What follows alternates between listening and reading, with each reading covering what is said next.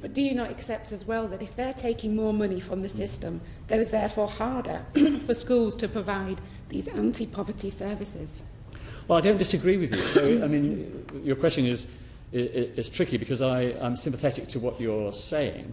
And what I am saying is that we do want the best people. So it is a balance, getting the best people to take on these very responsible jobs in running 20, 30 schools, making sure that they are delivering a high quality of education. However, as you say, and I agree with you, this is taxpayers' money, and if they are paying above this figure, and let's say only 4% of academy trusts are paying one or more person above that figure, they do need to be able to justify it. And I think that, if this committee is going to recommend policy on this area, we will look at that very seriously and we'll consider it. Well, that's what I'd like to sort of put to you, Minister, that you would look at developing a system that is much fairer, that is much more transparent, and that stops what I consider to be a completely unacceptable level of pay, when instead we have children who are desperately needing that extra funding. Because even though, I accept the point you make about education outcomes for disadvantaged children can be impacted by schools, but we cannot ignore the other factors that are entrenching disadvantage.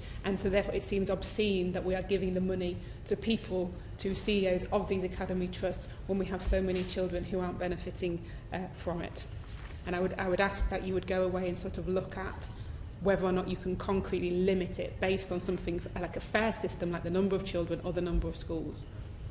Well, we are looking at this whole area, I will say that, and because we do want to make sure that we are securing best value for the taxpayer, at the same time as giving academies the freedoms that they do have over pay, to ensure that they can recruit the best people into their schools and into their multi-academy trusts.